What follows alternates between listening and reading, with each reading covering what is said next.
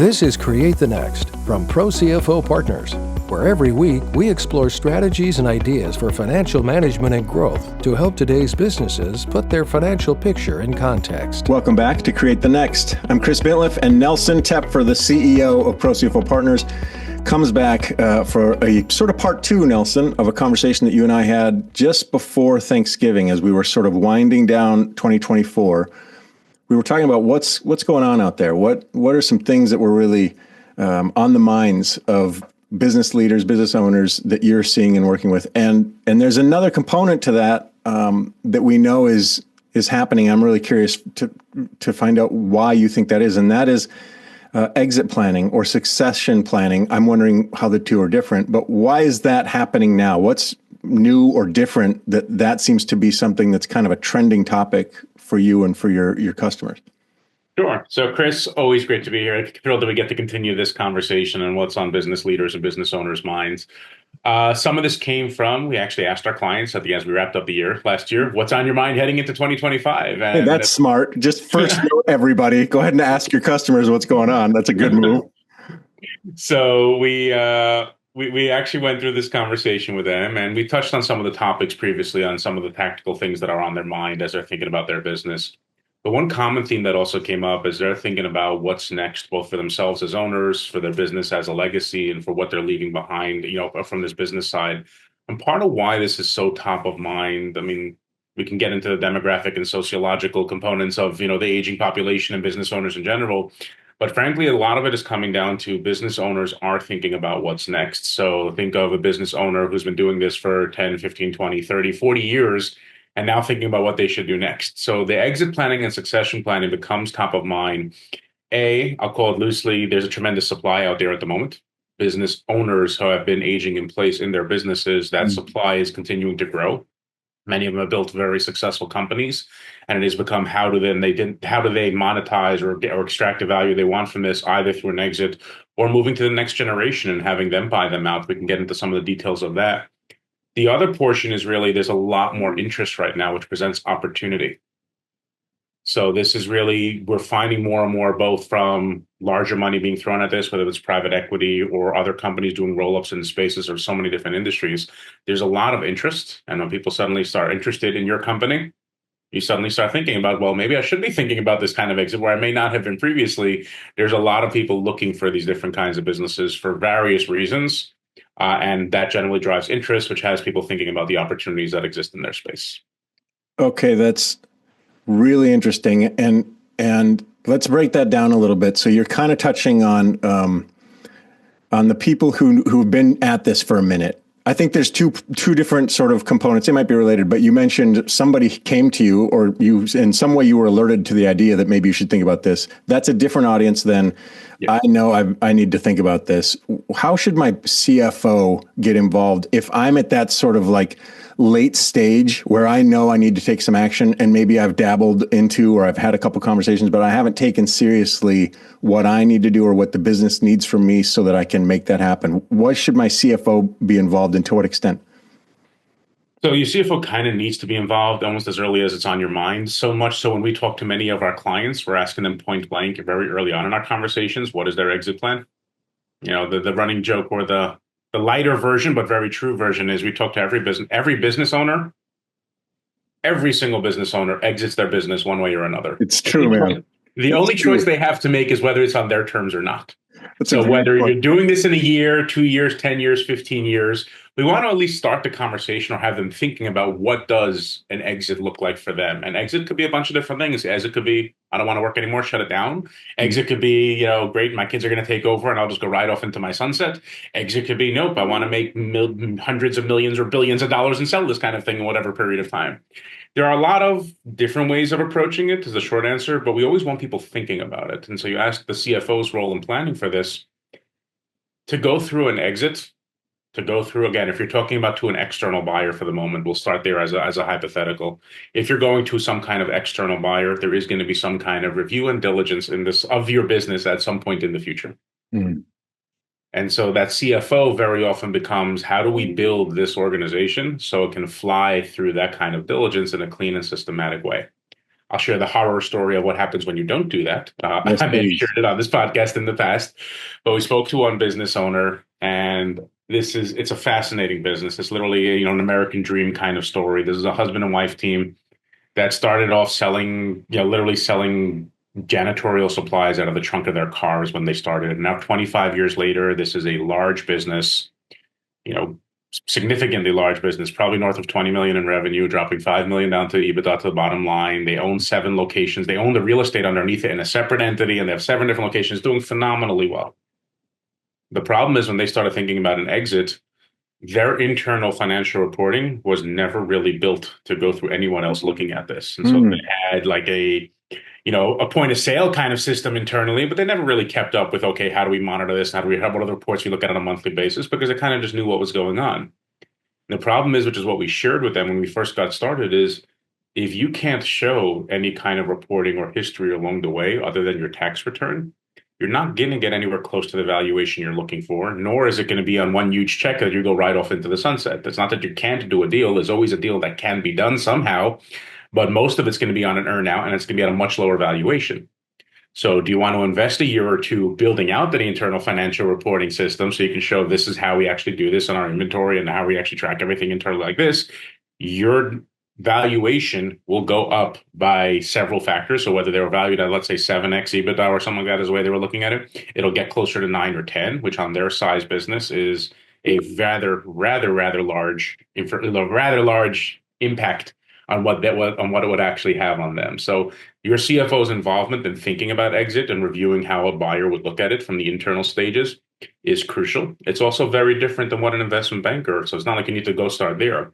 Many of them are key players, which we'll get to as well. Some of the other key players you might need around you as you're thinking about an exit.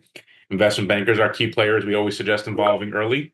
But that being said, the CFO's perspective is internal. What do we need to build internal that's going to support you going through this kind of process or transaction?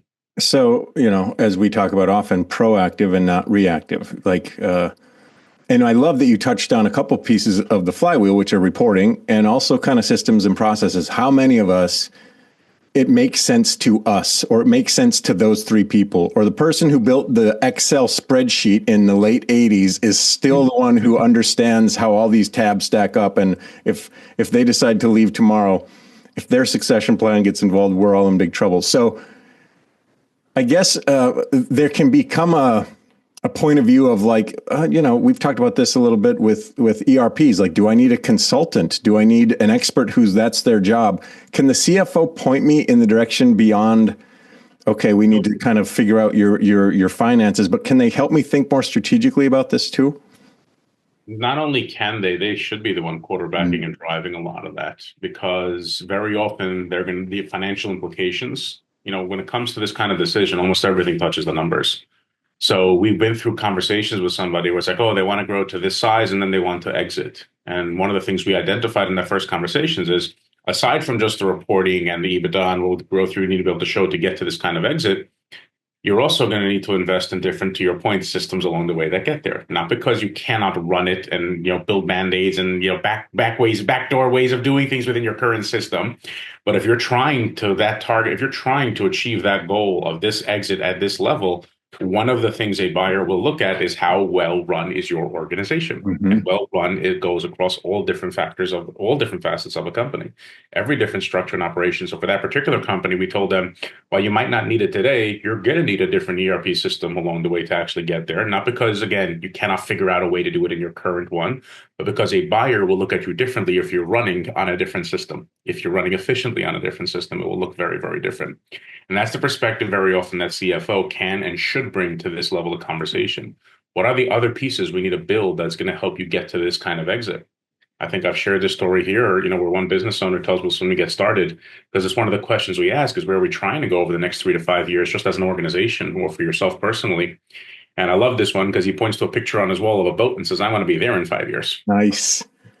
But what that meant was, when we started looking at the company, we looked at it through that lens. Like, okay, this company is very dependent on a business owner. What needs to change internally that's going to drive that? So we got into sales, building out a sales team, not because we as CFOs build the sales team, but the comp plans we needed to help build out. We needed to, how are we pricing the things we're going to market with along these pieces to actually drive the kind of sales? And so how do we support that from the CFO's perspective? It also became we had to demonstrate a level of growth. Great. Where is the growth going to come from? How else are we looking at this? How are we measuring this? How are we investing in this that's going to help get there?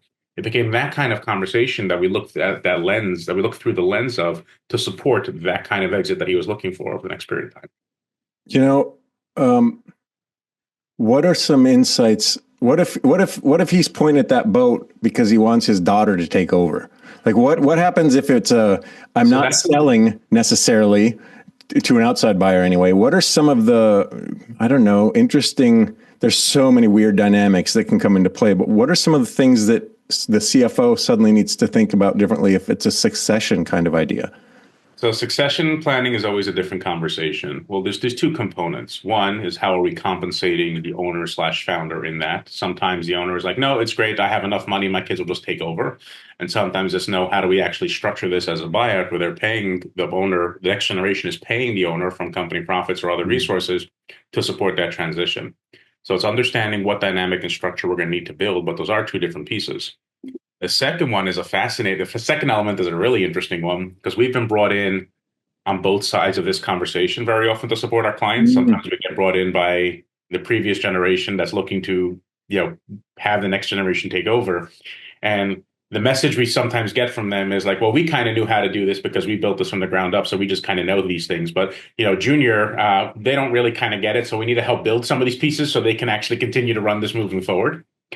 And the funny side is sometimes we get brought in on the other side of the conversation, right? It goes to the son and daughter, and they're like, yeah, that's how mom and dad used to do it, but we're going to go do this now over here. So we need your help to help us continue to drive these results we're looking for on this side of things.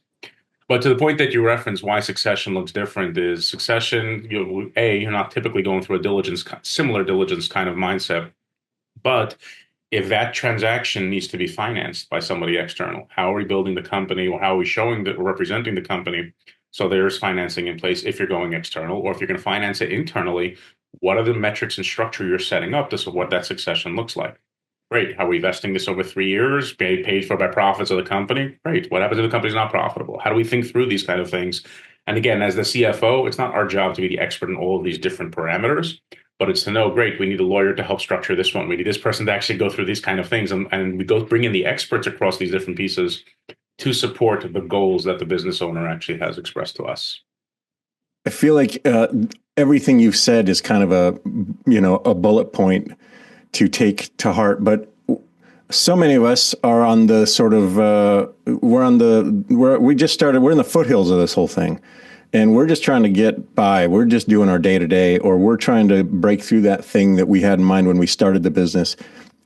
Exit planning can feel really far off. Should it feel really far off? You mentioned at the top, like, you're one way or the other, you're exiting. How do you want to do it? But there's different steps, or I guess energy efficiency. How much should I be paying attention to this? Is it as simple as if you haven't thought about it, do it, have a conversation with somebody so that at least you know? Or I guess how do I make sure proactivity is part of the process for me early on? So we definitely suggest, if it's on your mind, definitely talk to somebody about it. Talk to a professional, talk to a confidant, talk to a coach, talk to other business owners, talk to some people at least, early on. And usually talk to several. I can't tell you how scary it is why some people assume or do certain things based on what somebody once told them, whatever number of years ago. So I always suggest people get several different people's perspective. The scariest version of that, just as a quick story, as an aside, was a business owner who was running it and was like, oh, no, we don't have to do this because someone told me we're this kind of business. I said, that sounds wonderful. The 3 different agencies that you report to, none of them agree with the statement that you just made to me. So I'm glad your buddy told you that 10 years ago. But if any of them actually were involved in this conversation, you'd be paying 7 figures in fees and fines and things like this. So let's clean this up so that's not actually going to be hitting you at some point in the future. That being said, again, going back to your point, it becomes talk to some of the people. If you're early on in the process or not really focused on it yet, at least get some kind of grounding into, okay, what possibilities exist in this space? If you're going to be thinking about an exit, you may not even have a timeline in mind, which is totally fine.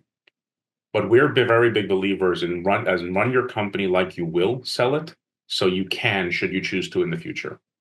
Because working, if you had to make the reverse switch, again, like the story I told you earlier, that husband and wife team were not running their company like they were going to sell it. And it led to some pretty significant problems when they got to the point of choosing to sell it. Again, like, are you going to react or are you going to sort of proact? One of the things I love about this whole conversation and Hale and I touched on it in our last conversation, is this literally speaks to create the next. What is your next? Where, and we think of it as in business, but this is such a personal thing. This is such a feelings can get involved, and biases can get involved, and all the things that sort of make a human being tick, especially if they're a founder, especially if it's a family business. I guess, do you have any advice on get out of your own head? Should those reports just kind of do it for me? Should I be looking at this as pragmatically and analytically as I can? Or how do I remove myself as much as possible that emotional component?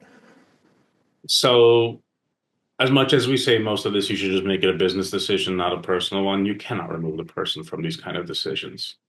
So the perspective we often try and bring when we're having this kind of conversation is you don't want to remove it. You just want to recognize which component or which way you're leaning based, what's driving this decision. And we come across this with the people side, especially with founders, closely held businesses, where a lot of the decisions they make are based on the feel part. Now, they're accurate and they're right, but it's not the perspective we're trying to bring is, what's better, from a business perspective, how should we look at this decision? Because that allows the clarity to say, got it, just from the business, we know we should be doing this. Now, the personal element is, well, I want this and I want this and I want this and I want this. Great. How do we put those components into the decision we're making, or to look at that kind of decision we need to make based on those other components? We just recognize what factors are actually driving the decisions we're making, because it allows for that kind of clarity. But to answer your question, going back to, talk to other people, talk to people who know you. We're a big believer, peer groups, business coaches, whatever format or structure you have, other business owners, whatever that looks like for you, have some of the conversations with people in your inner circle. Start the conversation is what we would suggest to everybody. You don't need to do anything about it today, but start the conversation so you're more informed, more aware of the different things that go out there. And not to be doom and gloom, but it is scary how many businesses will end up just shutting their doors instead of going through some kind of succession and exit over the next 5 to 10 years because they're not preparing for it now. And I am not the doom and gloom kind of person, but I know the number of businesses that are going to be going through this based on the demographics that are in place. The term I've been hearing and using is the silver tsunami that's coming across these different kinds of things. That's a great way of thinking about it. But if you're not preparing and getting ready for this, there are far too many businesses that will have no choice either just to shut their doors or almost give the business away to whatever that looks like because they're not ready and not able to go through these things in that strategic and proactive manner. And I don't think that's doom and gloom. I think one of your many advantages is your pragmatism and your ability to look at a situation from different perspectives to get to the next with as little obstacle, as few obstacles as possible. And so, Nelson, thank you for your guidance today. Your insights and advice, just so valuable all the time. It's just, it's like a cheat sheet to success. So I'm so grateful that you spend this time sort of teaching us and helping us out. This is great stuff, and we appreciate it. Nelson Tepfer is the CEO at ProCFO Partners. Thanks, Nelson. Thanks, Chris. Thanks for watching, and a special thanks to our subscribers. Consider becoming one today. Visit ProCFOPartners.com for more strategies and ideas for financial management and growth to help you put your business's financial picture in context.